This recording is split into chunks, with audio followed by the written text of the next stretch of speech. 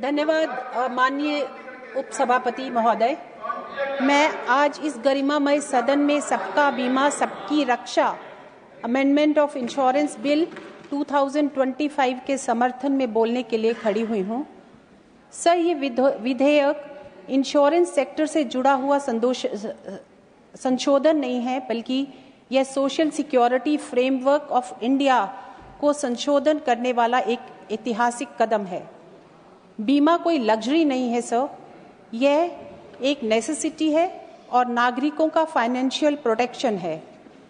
बीमा भविष्य के प्रति आत्मविश्वास भी है।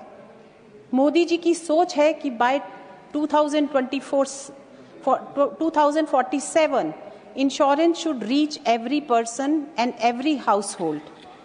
आज तक हमारा इंश्योरेंस सेक्टर जिन कानूनों के अंतर्गत संचालित हो रहा है, इंश्योरेंस एक्ट जो 1938 का है, LIC एक्ट 1956 का है, IRDAI एक्ट 1990 एक्ट का है, यह वो औपनिवेशिक काल की देन है या फिर समय की आवश्यकता के पीछे रह गए हैं।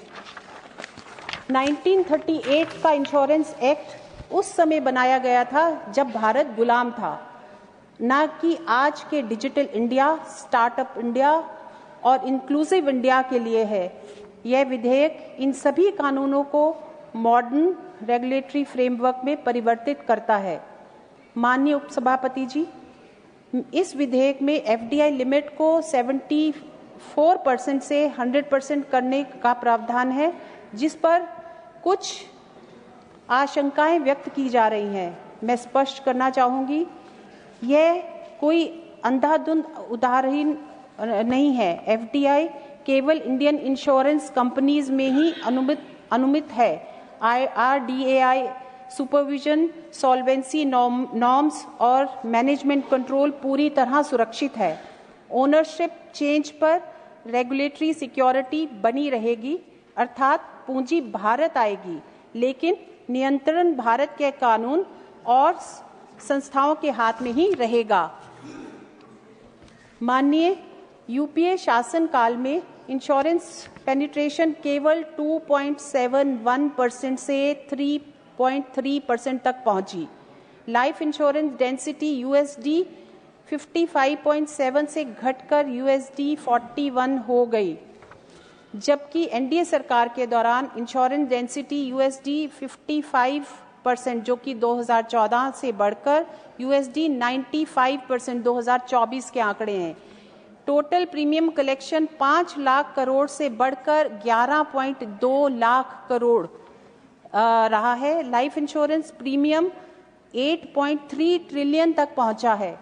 यह अंतर केवल नीतियों का नहीं, बल्कि पॉलिटिकल विल और गवर्नेंस इंटेंट का भी है।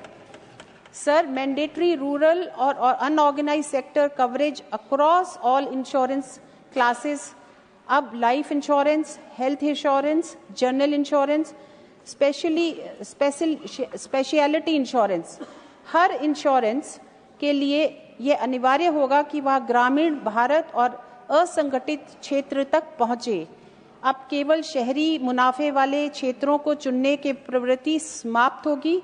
यह इंक्लूसिव ग्रोथ इन एक्शन, ना कि केवल पूंजीवादी सोच में काम होगा।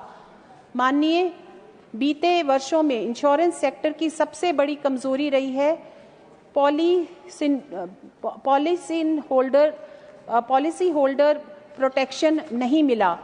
इस विधेयक के माध्यम से policy holder education and protection fund की स्थापना की जाएगी। इंश्योरर फेलियर की स्थिति में क्लेम्स की सुरक्षा मिलेगी। IRDAI को इन ऑर्गेनाइज्ड पावर्स ठीक उसी प्रकार जैसे सेबी के पास है वैसे ही की जाएगी। अब रेगुलेटर केवल दर्शक नहीं, बल्कि पॉलिसी होल्डर का संरक्षण भी होगा।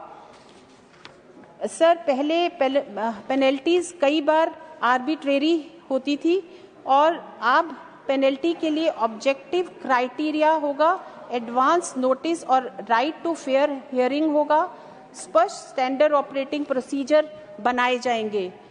माननीय, यह विधेयक इंश्योरेंस सेक्टर को पूर्णतः डिजिटल इकोसिस्टम की ओर ले जाता है। Mandatory electronic record keeping unified KYC framework में होगा, फास्टर क्लेम सेटलमेंट होगा, सिक्योर ऑडिट ट्रायल होगा।